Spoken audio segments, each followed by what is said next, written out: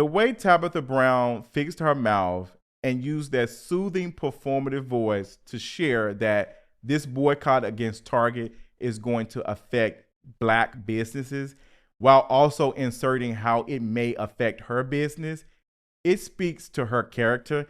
And if you've been paying attention from the beginning, you would have never been duped.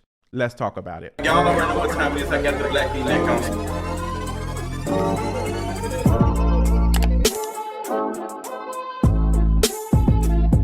Black liberation being tied to Black capital. Who would have thought? Let's talk about it. What is going on, you all? Tabitha Brown did a video, live stream, whatever it was, and she talked about how the boycott against Target is going to affect Black businesses as well as her. And I got to say, I'm not surprised, but y'all already knew that. For folks who've been following me, I've been kind of talking about these things, and we got to talk about it because the reason why I said Black liberation being tied to Black capital is because during the uprisings of 2020, you saw businesses like even Uber Eats and other companies sell us Black, support Black, buy Black. When the uprisings were about the harm and the injustices that were happening to Black folks by the police. That was that. Remember when they was painting the streets and Black Lives Matter and all of that?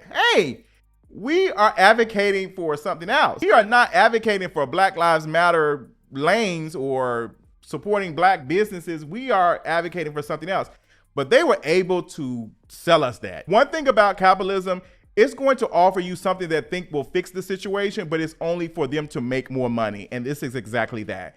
Now, let's talk about it because the boycott of Target, I got a lot of thoughts because to be honest, if we want to be honest, and I'm being as transparent as I can, the boycott against Target really is not something special, to be honest, because the DEI stuff was a misfire, to be honest. A lot of the things that were being sold as DEI wasn't even including the E in it.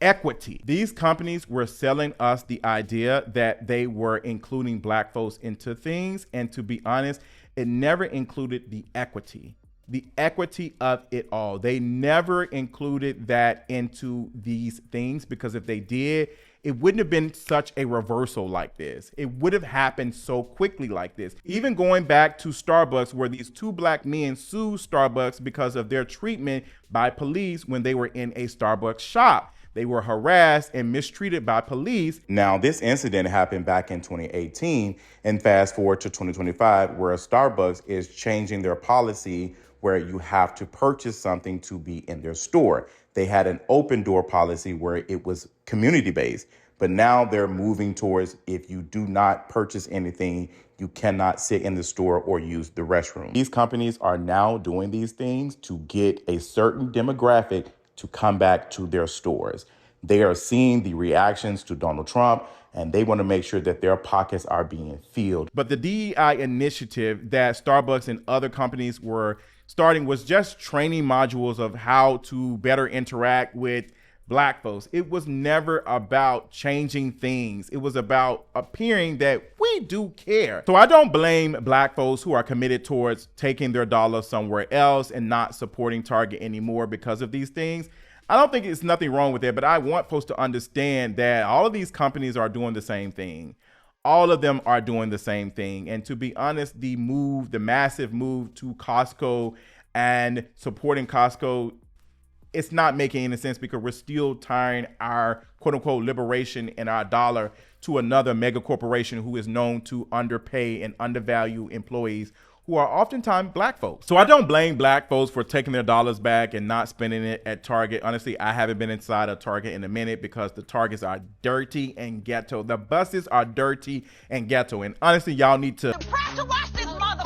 You don't set us all up for mother contamination. This nasty as house. Quickly, it's looking like Heavenly House in there, just junk everywhere by the bed. So the DEI was always a performance, and it is a performance again with it being removed.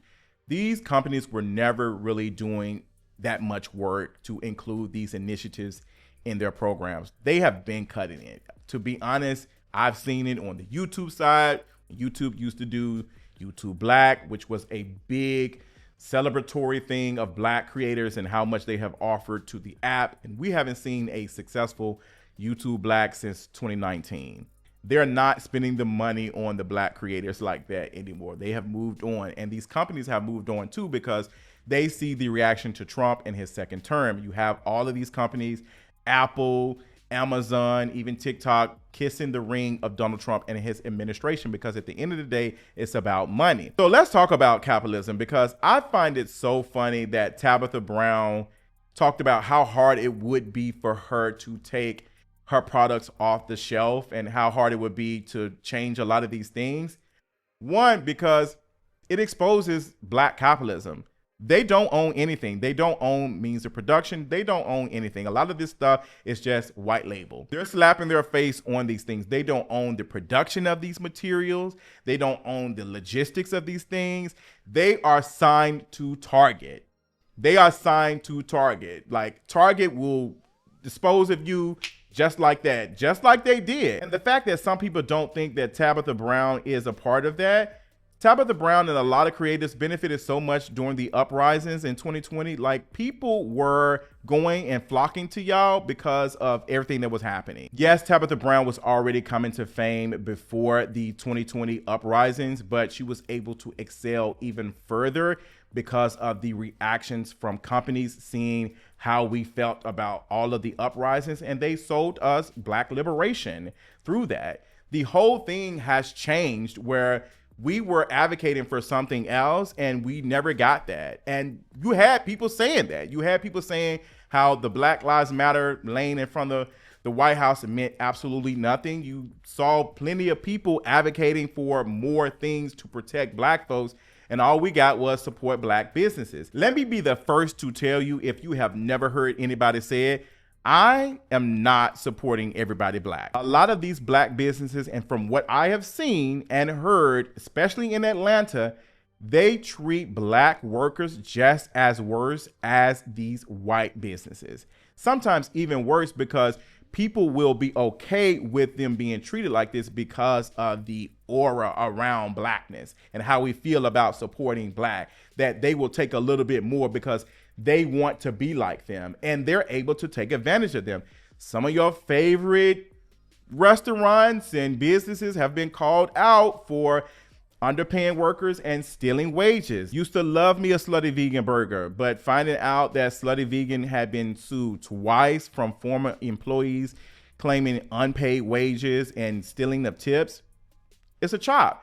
Same thing with Rick Ross down in Mississippi, where Rick Ross was not paying employees and not offering them uniforms that they needed, was taking advantage of them. Same thing with homeboy who told Tabitha Brown she shouldn't be selling her stuff in Target. He was out here stealing wages from his employees too, to the restaurant he owned in Atlanta, and still has been accused of stealing coins from people who have supported him. I mean, Black capitalism will not save us. A lot of these Black folks do not own the means of production. They don't own any capital.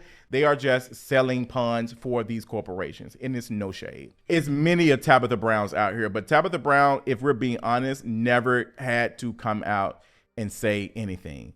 Tabitha Brown was not being named. It's the audacity for me. Nobody was talking about Tabitha Brown in any of this. Like, she was not even mentioned, and she fixed her mouth to come online and to say this.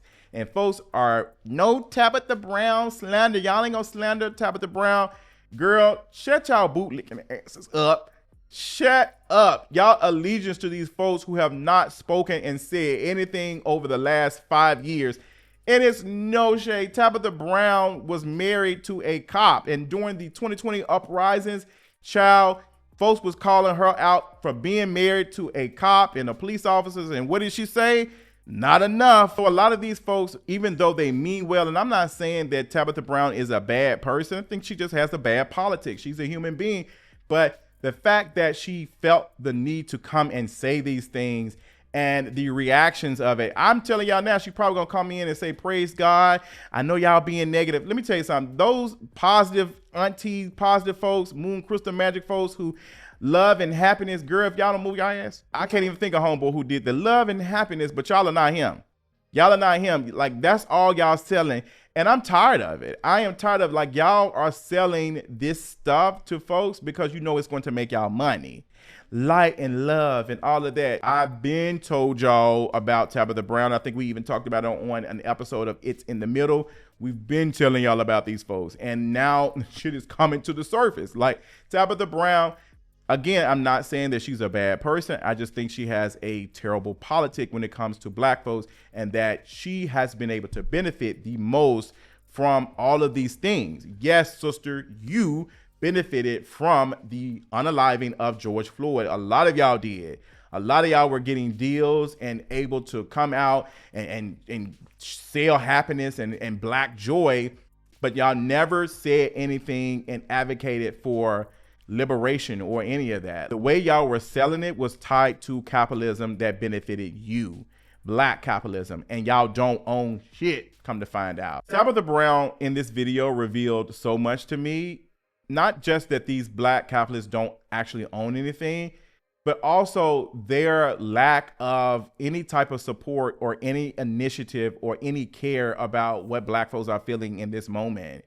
You are all worried about what you're going to be losing. And to be honest, if y'all were truly in community and not just exploiting black folks and making money off of them, you would be already working with folks who are interested in boycotting Target and making it more accessible for folks to have access to your products.